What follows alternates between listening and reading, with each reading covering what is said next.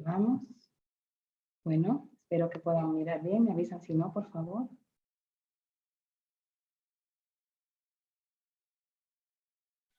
Se escucha perfectamente y se lee muy bien, doctora. Perfecto. Bueno, entonces hablaremos de la yodoprofilaxis en el embarazo, pero sobre todo la parte que tiene que ver con las consecuencias de no hacer oportuno esta yodoprofilaxis en nuestros niños, que es la parte que me toca como endocrinólogo. No tengo ningún conflicto de interés con respecto a esta conferencia y pues el objetivo, como único que me gustaría tener, es que pues cada uno tenga pendiente en cada embarazo la posibilidad de una madre deficiente de yodo y que de no ser suplementada podría cambiar de forma irreversible el curso de la vida de su niño, de la familia y por supuesto en consecuencia de toda la sociedad, porque un niño con una disfunción cerebral, esto es lo que va a traer mucha situación para la familia. Recordemos que la glándula tiroidea está localizada en la región anterior del cuello y que es necesario tener una integridad tanto en su estructura como en la parte bioquímica para que pueda hacer su función, que es producir hormonas tiroideas. Todo va a comenzar con la captación de yodo. Esto es un folículo tiroideo y pues todo comienza con la captación del yodo por la sangre y sucederán una serie de procesos bioquímicos que al final el último paso, o lo que traerá como consecuencia, es la formación de tirosina y triyodotironina, que serán vertidos una vez al torrente sanguíneo para hacer sus funciones. Las hormonas tiroideas tienen funciones que son muy específicas y muy importantes desde antes del nacimiento, y pues la más importante de todas es la que tiene que ver con el desarrollo del sistema nervioso central y periférico. También tiene una acción calorígena y termorreguladora, aumenta el consumo de oxígeno. También tiene una función muy importante en todo lo que tiene que ver la síntesis y la degradación de las proteínas, estimulándola.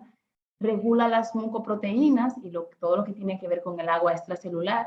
Tiene un efecto muy importante en lo que es la síntesis y la degradación de las grasas.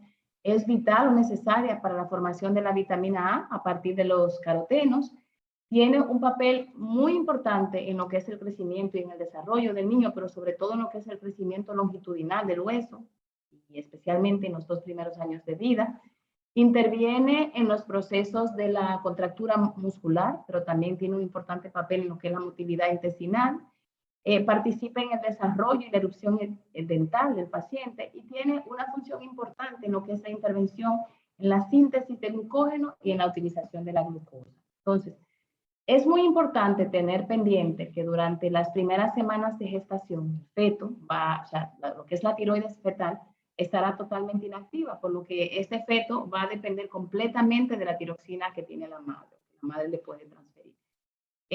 Normalmente o fisiológicamente, luego de las 18 a 20 semanas, va a comenzar la actividad fetal de la tiroides, pero todavía lo que es la parte del yodo depende completamente del aporte materno, o sea, no tiene la capacidad de producir yodo.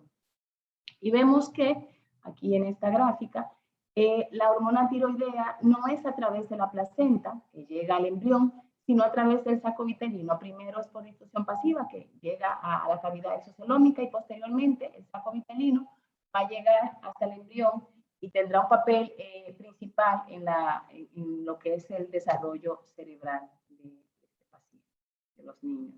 Entonces, recordemos que el yodo es un elemento esencial en lo que es la formación de las hormonas tiroideas, y las hormonas tiroideas, como hemos visto hasta ahora, juegan un papel primordial o principal en todo lo que tiene que ver con el neurodesarrollo de ese feto.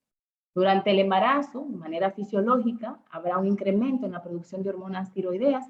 Generalmente van a incrementar hasta un 50%, y esto primero va a ser debido a un incremento en lo que son las globulinas transportadoras de la tiroides, y por otro lado, una estimulación directa por la gonadotropina coriónica humana.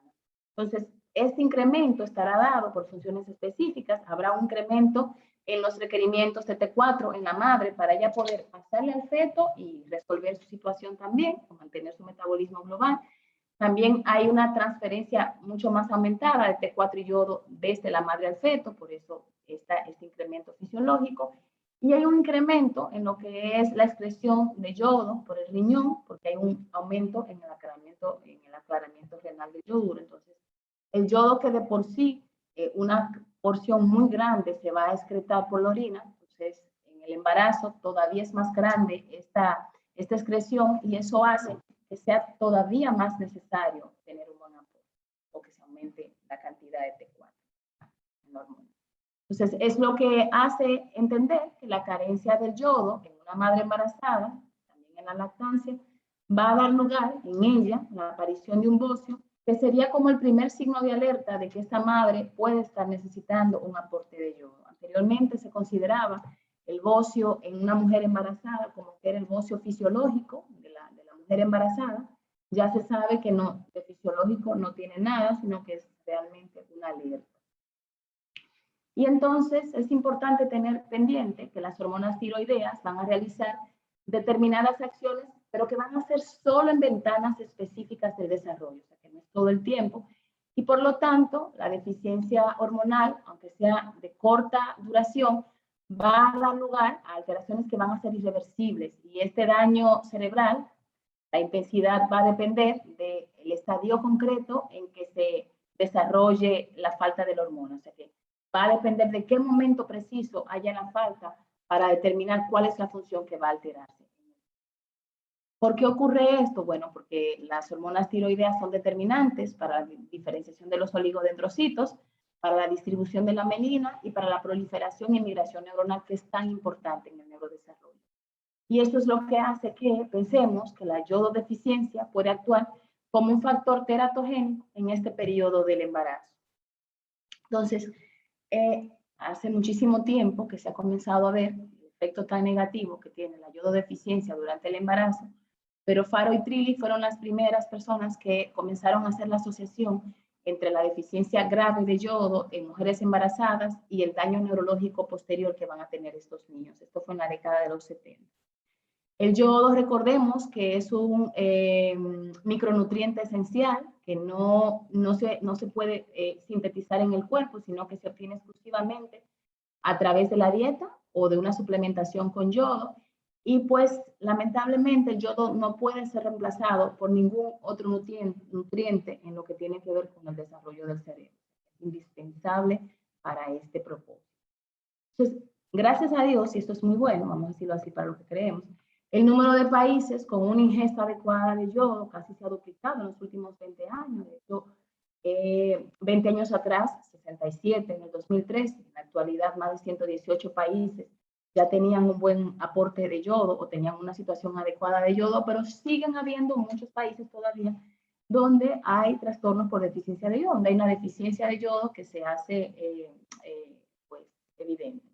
Este es el mapa en la última revisión y vemos que la mayoría de los países se encuentran en una situación adecuada. Hay algunos que están en rojo, que significa que están en un exceso. Todavía hay muchos países que están en áreas de insuficiencia y pues estamos un grupo donde no hay datos, o sea, no sabemos si estamos suficientes o insuficientes o cómo es nuestra situación. Este mapa más bien refleja cómo es el consumo de sal yodada en las diferentes regiones. Nosotros en Centroamérica y en Caribe, pues la verdad es que estamos en el grupo de los que no tenemos datos todavía, así que no podemos saber cómo está nuestro consumo de yodo. Es importante saber cómo yo puedo saber si la situación de yodo de mi país, ¿verdad?, está adecuada o no, y eso lo hacemos a través de lo que es la situación nutricional de yodo, en base a la yoduria. Calculando el yodo que se excreta en orina, estos son estudios generalmente poblacionales, no de una persona, aunque sí se pueden hacer en laboratorio a una sola persona, pero normalmente se hacen a grupos grandes. Y entonces se considera que una concentración en la orina de yodo entre 100 y 199 supone una ingesta adecuada de alrededor de 150 microgramos al día, que es la ingesta como óptima de yodo para una persona que no está embarazada. Yodurias que se encuentran entre 50 y 99 indican que hay deficiencia leve de yodo en esa población. Yodurias que están entre 20 y 49 hablan de una deficiencia moderada. Y ya yodurias que están por debajo de 20 microgramos por litro habla de que hay un déficit de yodo severo en esta población que fue estudiada. ¿Cuáles factores pueden influir en que yo no tenga un adecuado aporte de yodo? Pues hay muchísimos, pero el más importante de todo es el que tiene que ver con que el yodo no se almacena en el cuerpo, no tiene un pool de almacenamiento. Por lo tanto, debo estar reponiendo de manera constante. La mayoría del yodo que consumo lo excreto de esa misma manera por la orina.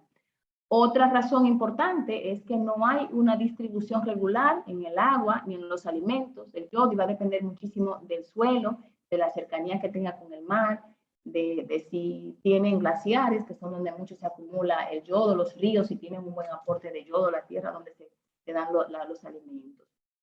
Otro factor importante es que la sal como tal no contiene yodo, y esto sobre todo en las dietas modernas, donde se desplaza la sal común de mesa por sal marina, que no siempre está yodada, y entonces se cree que se está comiendo un alimento muy nutritivo, donde no necesariamente es así, o que aporta todo lo que necesito. Y otra limitación es que la sal solo puede yodarse en envases pequeños, de 1 kilo o menos. Y luego de que se envasa la sal y se yoda, solo va a permanecer en ese paquete por un promedio de 3 a 5 meses, lo que indica que si yo no tengo una etiqueta en mi sal que dice cuándo fue yodada, no es posible que yo pueda controlar si la sal permanece en ella o no. Hay alimentos que son bociógenos y que pues también con esta tendencia de una alimentación muy nutritiva, a veces se consumen mucho durante el embarazo y pudieran tener un efecto negativo. No es que no se deban de consumir, sino que no deben consumirse en grandes cantidades, como es el brócoli, el coliflor, el kale, el repollo, las coles de Bruselas, la yuca que están consumidas en nuestros países, el mijo y la soya, sobre todo con esa tendencia a no consumir lácteos, sino más bien derivados de plantas. Muchas veces se consumen muchas bebidas de soya en lugar de leche. ¿Qué es importante? Bueno, que la deficiencia de yodo sabemos que ha causado graves alteraciones mentales a millones de personas a todo lo largo de la historia, y esto relacionado sobre todo a que el cerebro está en desarrollo durante este periodo y depende completamente del yodo para desarrollar estas funciones.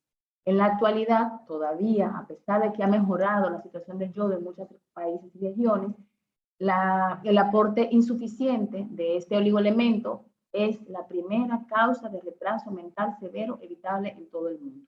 Y eso es algo que necesitamos tener pendiente.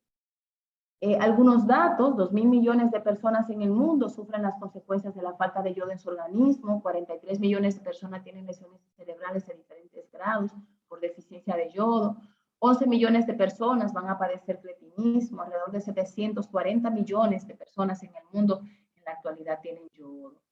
¿Y cuáles son las evidencias que tenemos? Porque siempre hay que tener evidencias de que esta carencia de yodo va realmente a tener un efecto negativo en las descendencias de las madres embarazadas.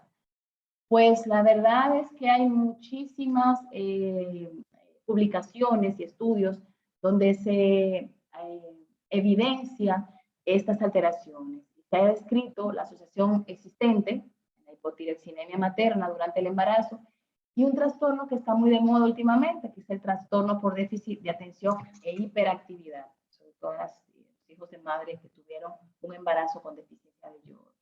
Entonces, esta es una de las publicaciones, y en lo que se hizo fue comparar una población que no tenía deficiencia de yodo con dos grupos de pacientes tenían trastorno por déficit de atención, de madres que estuvieron durante el embarazo trastorno por deficiencia de yodo. Y vemos que en el grupo de los pacientes que tuvieron de control, que no tuvieron trastorno, las madres tuvieron niveles de T4 libre dentro de límites normales. Todos los números de las escalas, aquí lo que se midió fue la inteligencia con el WISC. Y entonces todos los números prácticamente, escasamente algunos, no estuvieron por encima del grupo de los pacientes que tuvieron niveles de T4 libre por debajo del percentil 10, las madres durante el embarazo. También se ha visto que la hipotiroxinemia materna en etapas precoces del desarrollo del embarazo van a determinar en el feto alteraciones irreversibles en todo lo que tiene que ver con la citoarquitectura de la corteza somatosensorial y del hipocampo. Y esto va a ocurrir sobre todo porque lo que se va a alterar en este caso es el proceso de migración neuronal. que es bastante, bueno, que es determinante, vamos a decir, para muchísimos de los procesos. Y entonces esta fue una publicación en la Universidad de Navarra, y lo que vemos aquí en la A son 3 láminas, son de hecho unas microfotografías de secciones y lo que se vio aquí fue el espesor del área visual de la corteza cerebral. En la A vemos que está muchísimo más grueso, el espesor es el adecuado, y en el B y el C, que son ratas, porque esto fue un estudio de rat, invito, que fueron expuestas a deficiencia de yodo, ya sea el grupo B a deficiencia de yodo y el grupo C fueron se indujo en ellas, esas ratas, hipotiroxinemia para ver cómo era la evolución, y vemos que sí hay realmente anatómicamente una alteración y funcional en estos pacientes.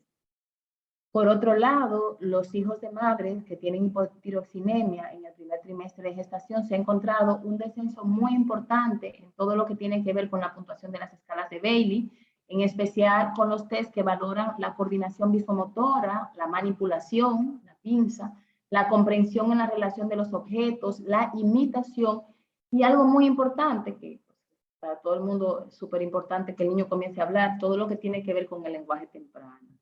Entonces, se hizo una valoración en estos pacientes y encontramos el grupo de los pacientes que tenían, que son los que están en blanco, valores de T4 libre por debajo del percentil 10 en relación con los que tenían valores, las madres que tenían valores de T4 libre por encima del percentil 10, tenían una diferencia significativa en cuanto a lo que tenía que ver con toda la escala del desarrollo psicomotor de estos pacientes. Esta fue una publicación que se realizó también en la Universidad de Navarra, en Pamplona, en donde lo que valoraron fue la influencia de la hipotiroxinemia, no solamente en las primeras 12 semanas de gestación, sino durante todo el embarazo. Y ellos vieron que hubo una correlación positiva entre los valores de T4 libre materna y el índice cognitivo en general. Mientras más alto el valor de T4 libre, más alto el índice de cognitivo general en estos pacientes. Ellos también vieron que cuando compararon, ¿verdad?, el índice general cognitivo en relación con la percentila 10 y mayor del percentil 10 de T4 libre, vieron que también hubo una diferencia significativa, estadísticamente significativa en estos pacientes. Y la conclusión de este estudio fue que ellos demostraron que no solo son importantes los valores de T4 libre durante los primeros meses de gestación, sino que debería ser o asegurarse que estén dentro de límites normales durante todo el desarrollo para garantizar, durante todo el desarrollo del embarazo, para garantizar un adecuado desarrollo del cerebro de estos productos. Habrán expresiones clínicas en los pacientes que tienen deficiencia de yodo, y uno de los signos más importantes es la presencia de un bocio. De hecho, a toda la mujer embarazada, desde que, bueno, si está planificando el embarazo o si ya está embarazada, desde que llega a la consulta, es muy importante hacer una evaluación del tamaño de la glándula tiroidea, porque el bocio es la manifestación más evidente de que ese paciente está con una deficiencia, probablemente. Hay un término que es el que estamos utilizando hace momentos, que es la hipotiroxinemia aislada. En el pasado se pensaba que para que hubiera alteración en una madre embarazada, necesariamente tenía que haber un hipotiroidismo franco. O sea, que la TSH tenía que estar elevada y las hormonas tiroideas tenían que estar bajas. Pues ya está demostrado que basta con que los valores de T4 libre estén por debajo del percentil 10 para tener alteraciones, y lo vimos en las presentaciones, en los estudios que presenté anteriormente. No importa si los valores de TSH se encuentran dentro de los límites normales. Se consideran como límites normales para tener en cuenta unos valores de tirotropina o TSH entre 0.2 y 5 microgramos por mililitro, y una T4 libre comprendida entre 9.5 y 23.9 picomoles por litro. O sea que si tenemos valores por debajo de 9.5, ya debemos considerar que este paciente está hipotiroxinémico. ¿Cuáles son las expresiones de la madre que tiene una hipotiroxinemia? O sea, ¿cuál es el abanico que podemos tener? de lo que mencionamos en aquellos estudios, son la mayoría en laboratorios, pero clínicamente, ¿qué es lo que vamos a tener? Pues en el feto un mayor riesgo para abortos, un incremento en lo que es la mortalidad, perdón, la mortalidad perinatal, dos trastornos que son frecuentes. Disculpen que estoy pasando una virosis, que es el cretinismo endémico neurológico y el cretinismo endémico mixedematoso, y pues un retraso en el desarrollo cerebral en sentido general.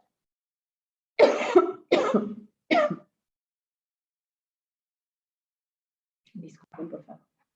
Ya en el recién nacido, podemos encontrar bajo peso al nacer, la presencia de un bocio o un hipotiroidismo franco.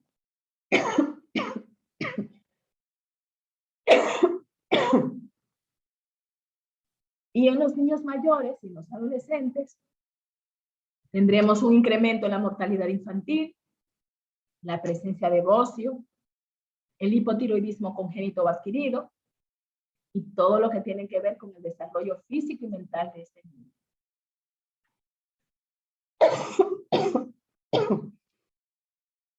El cretinismo neurológico, que lo voy a mencionar brevemente, es muy importante tener pendiente que esta es la consecuencia de un deficiente, la deficiencia. Les voy a pedir perdón, un minuto, por favor.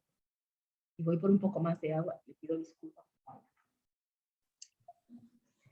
Yes.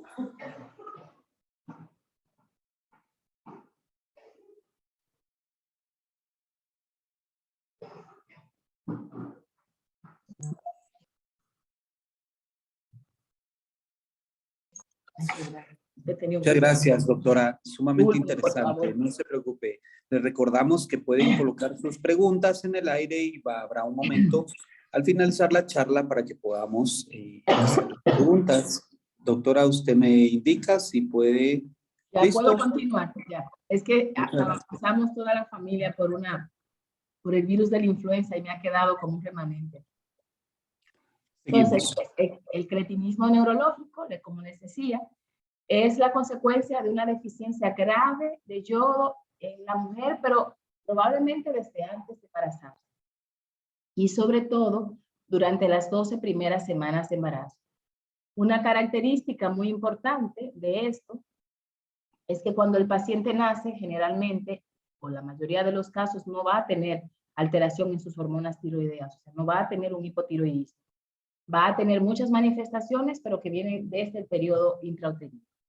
Y los trastornos que más frecuentes se van a presentar son los signos extrapiramidales, trastornos de la marcha, la diplejía espástica, el retraso mental grave, severo, profundo, la hipoacusia neurosensorial y el estrabismo.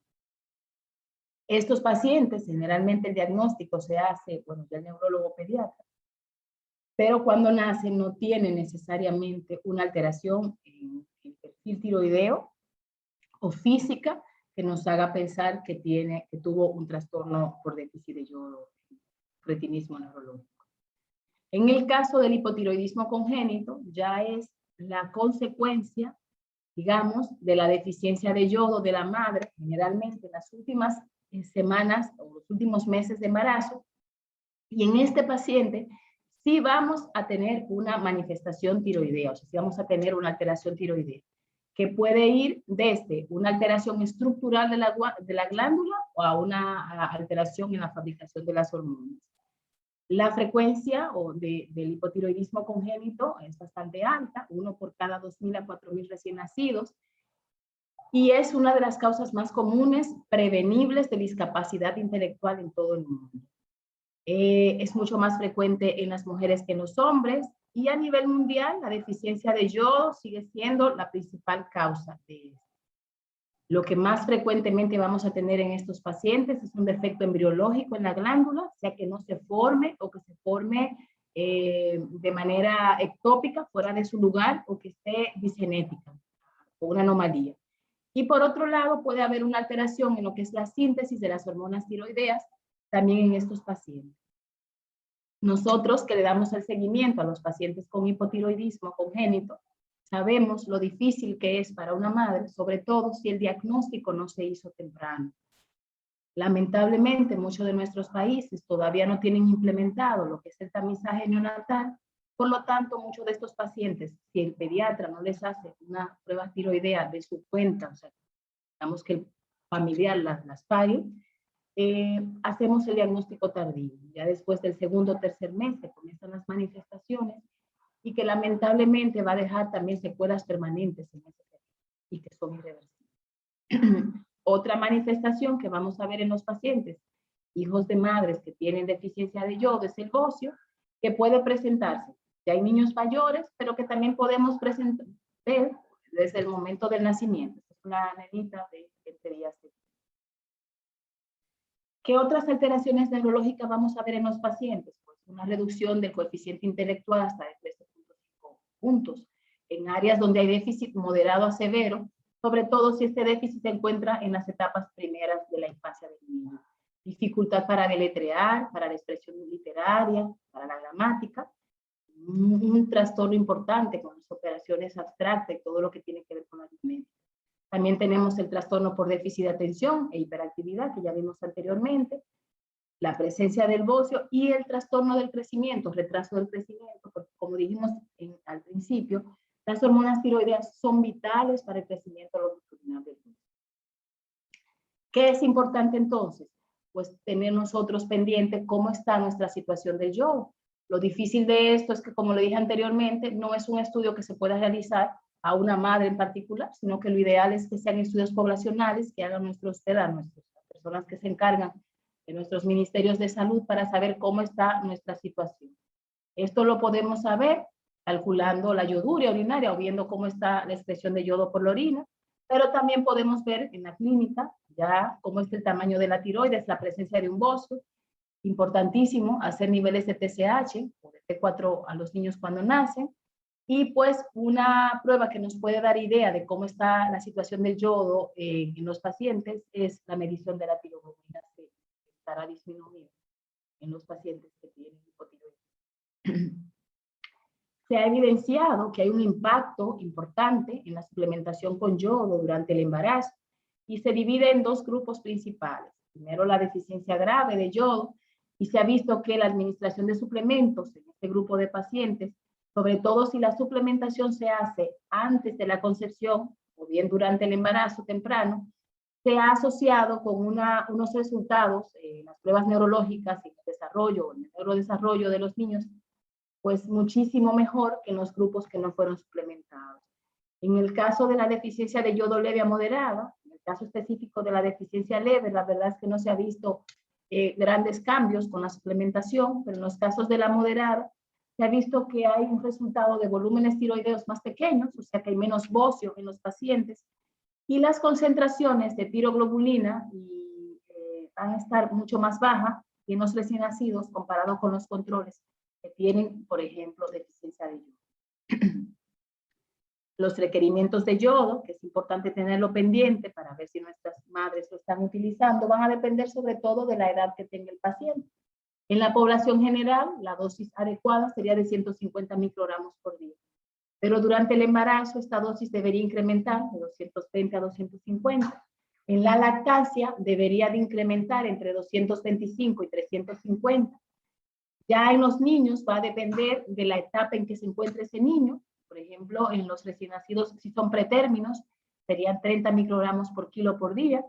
En los que están a término, este requerimiento baja a 15 microgramos por kilo por día, y pues es que el pretérmino no ha completado todavía, ¿verdad?, su periodo, y aunque completamos a los 2 años, pero el pretérmino todavía viene más inmaduro, o sea que necesita una dosis más alta.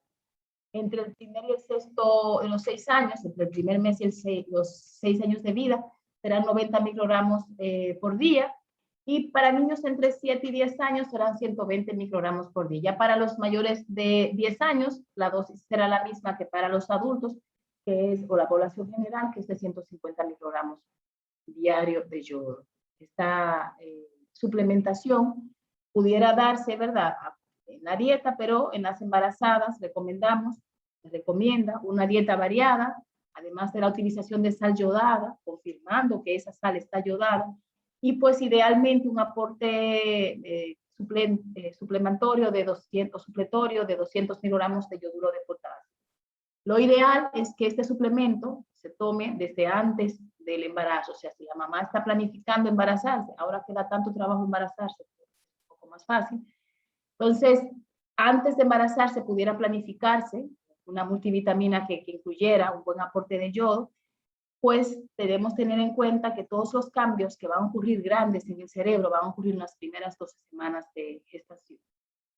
Y pues la utilización de este suplemento debería mantenerse todo el embarazo y pues si la mamá está lactando también durante la lactancia.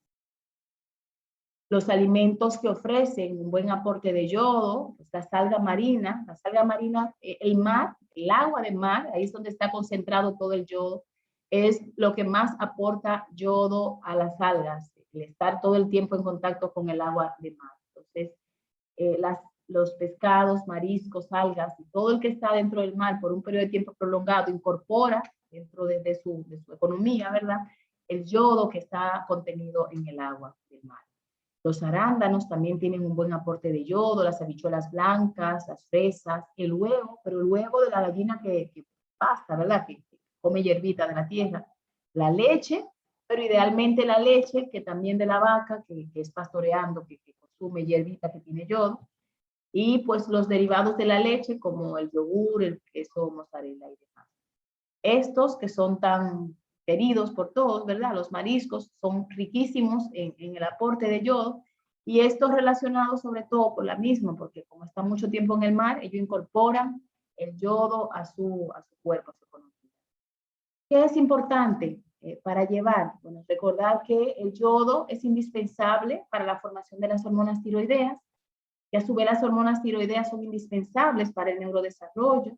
En el embarazo debe estar garantizado este aporte tanto a la madre como al niño después de que nace, y que no podemos olvidar que universalmente la mejor vía de recibir yodo es a través de la sal yodada.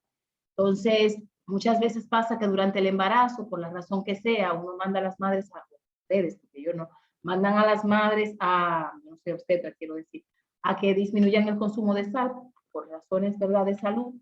Pero sería bueno, ¿verdad?, sustituir entonces ese aporte de yodo que la sal pudiera aportar por otra vía. Es necesario también recordar a las madres que deben consumir los alimentos que tienen un buen aporte de yodo. Y no sé qué pasará en sus países, pero aquí desde que la mujer se embaraza ya no come más pescado ni mariscos porque tiene miedo de que le va a dar ciguatera o que se va a intoxicar. Entonces, esto agrava todavía más la necesidad. Es muy necesario nosotros, todos los que estemos involucrados, hacer campañas para información que esté dirigida especialmente al que maneja estos pacientes, ¿verdad?, las mujeres embarazadas, ya sean profesionales sanitarios o las parteras o el que tenga que ver, los educadores en las escuelas, para que estemos pendientes de que el niño o la madre estén recibiendo un buen aporte de yodo de manera que garanticemos que tengan un crecimiento y un desarrollo adecuado. Y pues sobre todo, tener pendiente que cada madre tiene derecho a recibir una nutrición rica en este oligonutriente que asegure el desarrollo mental normal de su hijo no nacido, porque nosotros que vemos los niños con retraso del desarrollo psicomotor o con discapacidad intelectual, y todo el que ha tenido la oportunidad sabemos lo difícil y cuesta arriba que es el día a día de la familia con un niño, para él mismo también con una discapacidad intelectual. Muchísimas gracias por su atención y pues por supuesto que si tienen alguna pregunta estoy a su orden para la respuesta de la misma.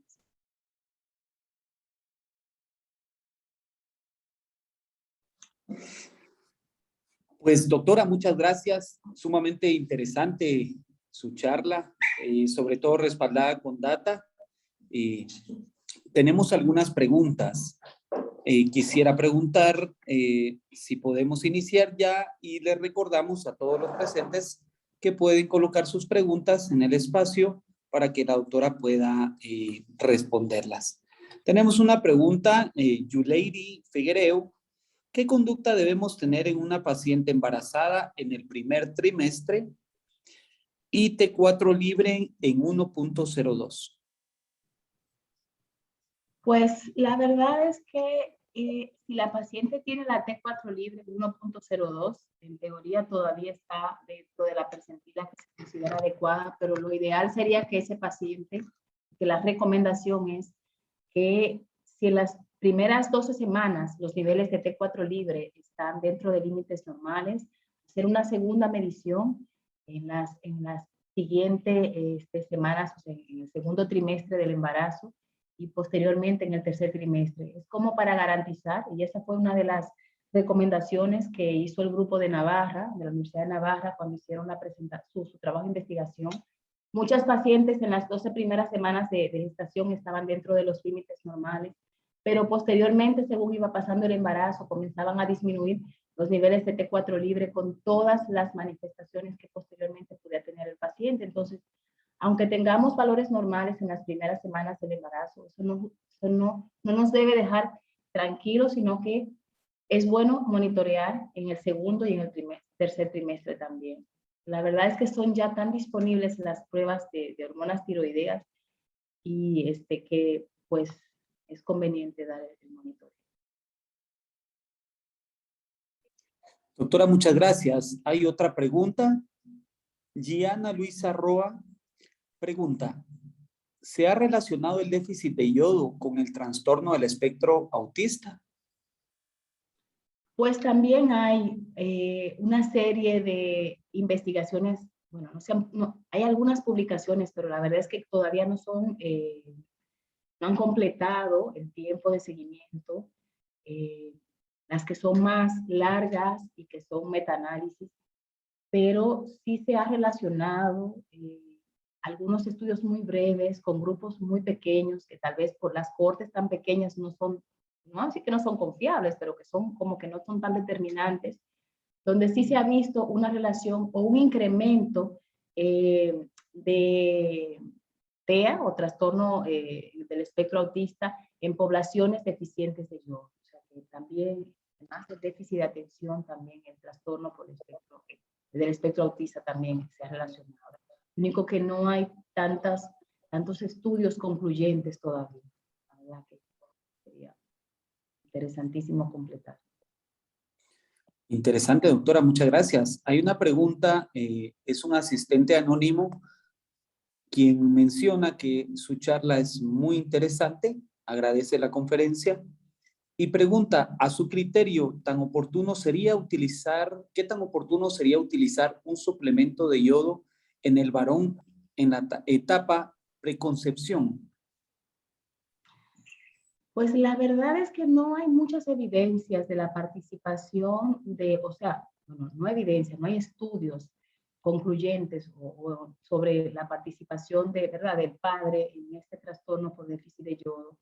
Pero igualmente, la verdad es que yo entiendo que igual como pasa con otros déficits de micronutrientes, si la pareja está pensando en tener un hijo, en embarazarse, entiendo que es válido que los dos, porque el trastorno por déficit de yodo, aunque le damos mucha importancia al sexo femenino por lo que tiene que ver con la gestación, pues en el hombre tiene muchísimos efectos también.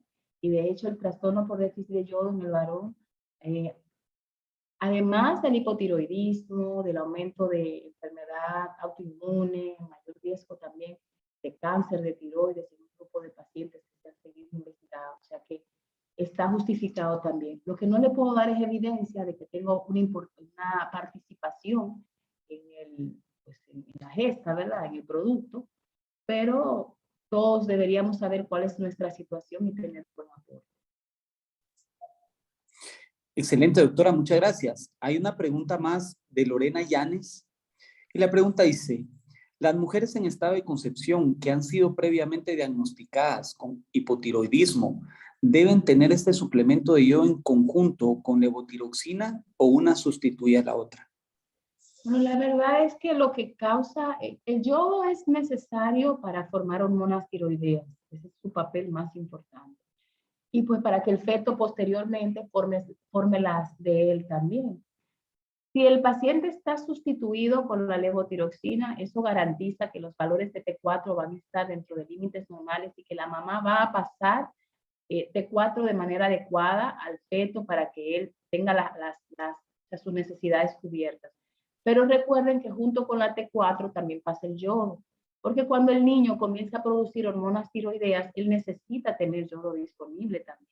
O sea, que si es una madre que está en un área deficiente o con riesgo, por supuesto que también debería recibir. Excelente, doctora. Zaida Aldaoud, buenas noches, excelente ponencia. ¿Hay un horario específico para la toma del yodo en el caso de indicarlo de manera exógena?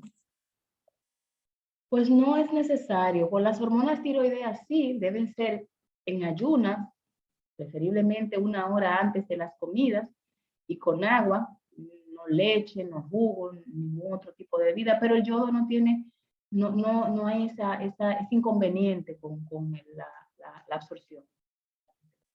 Excelente. María Elena Orozco pregunta, ¿hay alguna relación de vitamina D y yodo durante el embarazo? ¿Una relación? Perdón que no entendí la pregunta. Relación de vitamina D y yodo en el embarazo. Bueno, María la Elena verdad Orozco. es que son parte de la llamada hambre oculta que estamos teniendo ahora en el mundo. Son 2 micronutrientes que no es que se relacionen, pero que los dos pueden estar deficientes por razones diferentes. Y hay una relación que es que muchos de los alimentos que aportan yodo también aportan vitamina D. Entonces, si yo no consumo mucho de esos que no, por ejemplo, todo lo que tiene que ver con el mar, aporta además del yodo vitamina D. Si yo no lo recibo, ¿verdad? Es posible que tenga deficiencia de los 2 micronutrientes. En ese sentido, sí tiene una relación. Muchas gracias. Hay una pregunta de Lorena Llanes. ¿Los niños que no recibieron este tipo de suplementos durante el embarazo y la lactancia y han sido diagnosticados con algún tipo de retraso mental hasta después de sus 5 años, pueden tener algún tipo de mejoría al comenzar el suplemento de manera tardía? Pues lamentablemente, las alteraciones neurológicas que causan la deficiencia de yodo, la mayoría son permanentes. Permanentes. Ahora, uno sí puede ver, y eso lo vemos en los pacientes hipotiroidistas, que mejoran, ¿verdad? Algunos aspectos del neurodesarrollo. Por ejemplo, la marcha, algunas pueden hablar, mejorar el lenguaje con dificultades. Pero lo que tiene que ver con la parte cognitiva, la verdad es que esto generalmente es irreversible. Y eso lo vemos, le digo, en nuestra consulta. A veces nos llegan pacientes que, por la razón que sea, no fueron diagnosticados al momento de nacer. No tenemos tamiz porque no se hizo unas pruebas tiroideas, por muchísimas razones. Porque vienen de un área, además de que la madre no tenía un buen aporte de yodo, ellos siguen estando en el mismo ambiente, la yodo deficiente. Y estos pacientitos comenzamos el proceso de estimulación, de mandarlo a rehabilitar y todo lo demás, y vemos que ellos avanzan. Bueno, en la casa pueden hacer algunos oficios, pueden involucrarse en algunos procesos, aprenden a vestirse, pero la parte intelectual definitivamente queda permanentemente con mucha dificultad. Incluso los que se diagnostican antes de los 3 meses, pero después del primer mes, ya tienen alteraciones que son irreversibles. Sí, doctora, muchas gracias. Hay otra pregunta. Luis Carlos Hernández pregunta, ¿la yodoprofilaxis es efectiva para prevenir TDAH? Pues solamente sería efectiva cuando el TDAH está relacionada con una deficiencia de yodo, digamos, en una población donde está dentro del mapa de las áreas que son deficientes, donde un % muy grande de la población tiene bocio, donde no podemos hacer yoduria. Si tú tienes una población donde un % muy grande tiene bocio, evidentemente que esa población tiene un tema con el yodo, ¿verdad? Porque el bocio es la primera manifestación de la deficiencia de yodo. Entonces, en esa población, el tú suplementar, por supuesto que estás disminuyendo el riesgo de que el paciente tenga un trastorno por déficit de atención, perdón, e hiperactividad relacionado con el trastorno por déficit. Excelente. Hay una última pregunta y luego vamos a pasar a darle espacio a las personas que tienen levantada su mano. Eliana Marín pregunta, ¿la ingesta recomendada es variante en preconcepción, embarazo y lactancia o es la misma dosis recomendada? Bueno, la verdad es que en la preconcepción lo ideal puede ser el mismo aporte que a la población general, pero la recomendación sería, si estamos planificando un embarazo, comenzar con los 250 microgramos y mantenerlo, y en la lactancia puede incrementar hasta 290 microgramos hasta 300 microgramos, para que si el niño, porque no todo va a atravesar, ¿verdad? Va a pasar por la leche materna, garanticemos, sobre todo el niño que está con lactancia exclusiva, que es la única vía que tiene de recibir el yodo, pues garantizar, ¿verdad? Que la dosis sea adecuada. 250, 300 sería la dosis ideal. Incluso hay grupos que recomiendan hasta 350 de aporte de yodo en pacientes que vienen de áreas donde hay la deficiencia confirmada y diagnosticada. Doctora, muchas gracias. Tenemos unas manos levantadas acá. Vamos a darle la palabra conforme vayamos mencionando su nombre. Daveida Sorto, adelante. ¿Puede abrir su micrófono, por favor?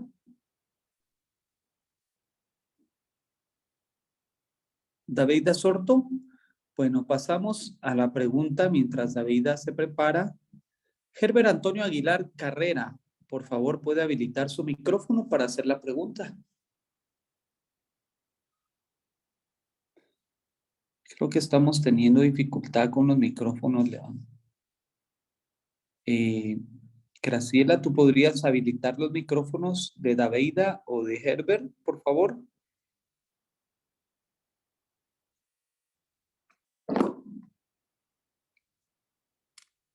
Vamos a esperar un minuto.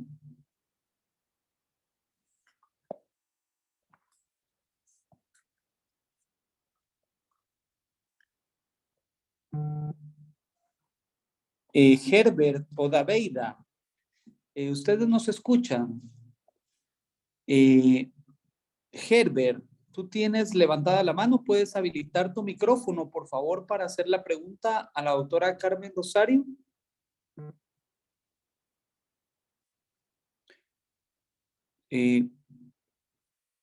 Bien. ¿Alguien más? Hay una nueva pregunta, doctora. Tenemos la pregunta de un asistente anónimo. Buenas noches, gracias por su conferencia. Pregunta, si la paciente embarazada recibe una alimentación balanceada, ¿es necesario suministrar suplementos a base de yodo? Pues la verdad es que si la paciente está recibiendo un buen suplemento de alimentación, si consume los alimentos que son ricos en yodo, en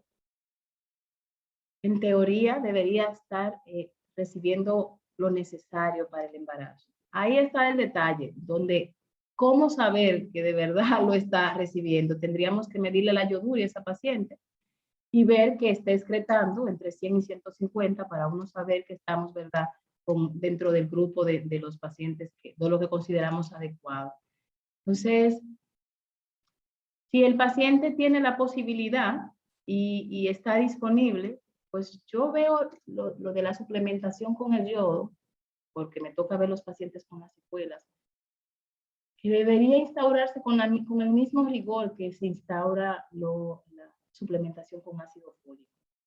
Y se ha hecho una muy buena campaña con el ácido fólico y se ha logrado que cada vez haya menos pacientes con trastornos, con alguna alteración del tubo neural, pero con el yodo todavía somos como un poco tímidos. ¿Será que no sé, a veces está un poco desacreditado por los accidentes nucleares, por las intoxicaciones, no sé? Pero entiendo que lo ideal y para garantizar, para estar seguro, es que se suplemente la alimentación, se esté bien alimentada y además aportemos en la suplementación hasta que garanticemos que esa paciente esté excretando una cantidad adecuada, sobre todo las primeras 12 semanas. Porque recuerden que les dije que la acción es en ventanas específicas. Pues, si yo tengo valores de T4 libre, no tengo un buen paso de hormonas tiroideas de la madre hacia el embrión o el feto, en esas primeras 12 semanas, en el momento en que yo estoy trabajando con la migración neuronal o con una ventana específica del cambio cualquiera que sea en el neurodesarrollo. No importa si fue por una semana, 3 días, un mes. Si en ese momento que se necesitaba esa hormona tiroidea yo no la tenía disponible, el trastorno va a estar, la alteración va a estar, porque es indispensable. No hay otra forma de que el cerebro, o sea, es que el desarrollo del cerebro comienza con las hormonas tiroideas y es vital para esta causa. Excelente, doctora. Tenemos a Laura Rojas con una pregunta. ¿El suplemento de yodo se debe tomar junto con el prenatal todo el embarazo? Pues hay vitaminas prenatales que ya incluyen en la dosis de yodo recomendada. Entonces, si tu suplemento, si tu vitamina prenatal tiene la cantidad de yodo necesaria, no tienes que hacer un suplemento aparte, sino que puede ser esa vitamina con la dosis recomendada. Ahora, si la multivitamina que estoy utilizando, o si solo estoy utilizando hierro sin multivitaminas, entonces sí debería dar el suplemento adicional. Asimismo, tenemos una pregunta de un asistente anónimo, doctora. Y la pregunta es, ¿las mujeres embarazadas que han sido previamente diagnosticadas con hipotiroidismo deben de elevar la dosis de medicamento tomando a diario durante el embarazo? Pues en la mayoría de los casos se necesita un incremento de la dosis porque fisiológicamente la glándula va a aumentar la necesidad, o sea, la producción de hormonas tiroideas para poder darle al bebé y quedarse ya con un poco, ¿verdad? Entonces, cuando la madre está hipotiroidea, que no tiene la capacidad la glándula de fisiológicamente hacer ese ajuste, es el endocrinólogo, el ginecólogo, el que esté siguiendo a la paciente, el que tiene que hacer el ajuste. Y pues más todavía es necesario hacer mediciones de T4 libre y TSH para garantizar que el paciente esté en el valor de hormonas necesarias para mantener el aporte de ella y de su descendiente. Entonces, casi siempre sí.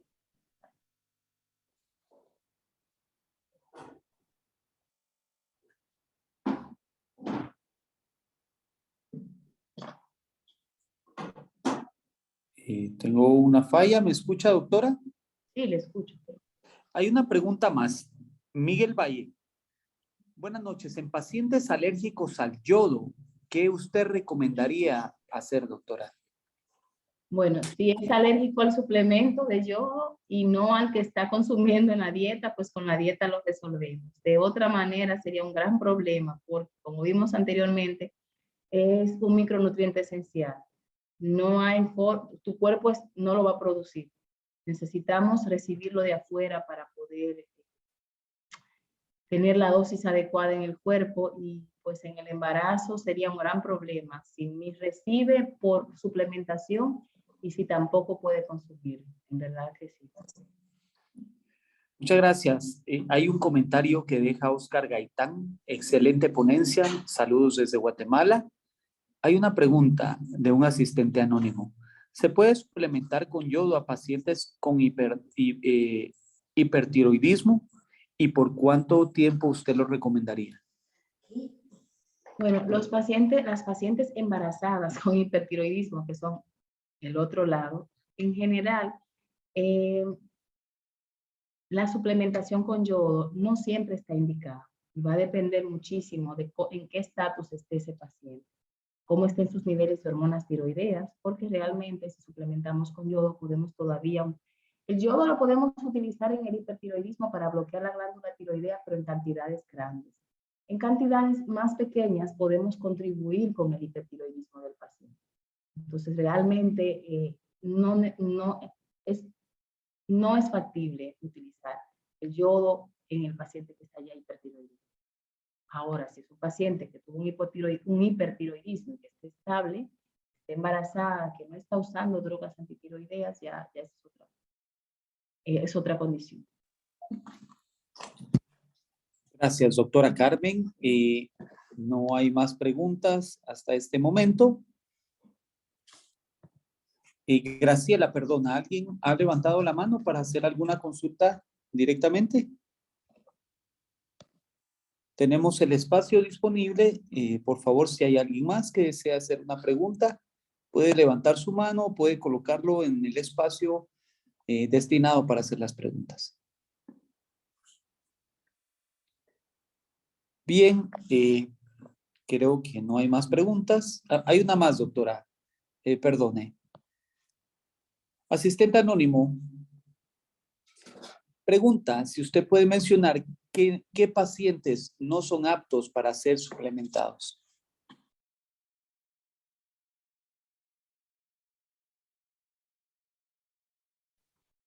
Realmente hay pocas contraindicaciones para la utilización del yodo, porque la dosis que se utiliza es bastante baja, ¿verdad? No se espera que tenga grandes efectos adversos en el paciente. Pero los pacientes hipertiroideos son uno de los grupos que no deberían ser suplementados con yodo, y pacientes que vienen de áreas donde el déficit de yodo no es un problema, sino que más bien hay un exceso de yodo. Hay algunos países que vimos en el mapa que están rojos, que están más bien con una dosis muy elevada de yodo en la población, perdón. Entonces en esos pacientes no se debe hacer una suplementación, porque podemos condicionar efectos adversos en los pacientes. Definitivamente. Doctora Carmen Rosario, queremos agradecer de parte de Laboratorios Mayen su ponencia. Realmente es una información muy interesante y queremos agradecer también a todos los que nos visitan o nos acompañan desde sus distintos países. En breve, el día de mañana, podremos compartir la charla con cada uno de ustedes y no me resta más, doctora, que agradecer su tiempo. Realmente el tema muy importante para todos nosotros. Así que de parte del Laboratorio Mayen, estamos agradecidos por su ponencia. Bueno, más bien gracias por la oportunidad, de verdad, y gracias a los colegas que estuvieron conectados, siempre a la orden. La verdad es que lo que a uno le importa es que nuestros pacientes estén bien. Ustedes son los que traen la vida, ¿verdad? Y es maravilloso. Yo digo que tienen la labor más maravillosa, porque un mundo sin obstetras, ¿verdad? Parteros y todo el que trae. Vinimos todos por una de estas personas, en definitiva. Y uno después, ¿verdad?, le da el seguimiento a esas cositas, porque los obstetras y los ginecólogos se quedan con la mamá y nos mandan a las cositas. Entonces, confiar en que pues, durante el embarazo, esta suplementación, todos los micronutrientes que son necesarios, sea adecuada para evitar en el futuro que uno tenga que tener pacientes con discapacidad intelectual y con otros trastornos que tan difíciles son para la familia y tan costosos son para la familia, para el paciente y para la sociedad en general. Un niño con una discapacidad intelectual es un problema para todos. Bueno, buenas noches y muchísimas gracias. Buenas noches. Gracias a todos por su tiempo y su espacio. Gracias. Buenas noches. Buenas noches.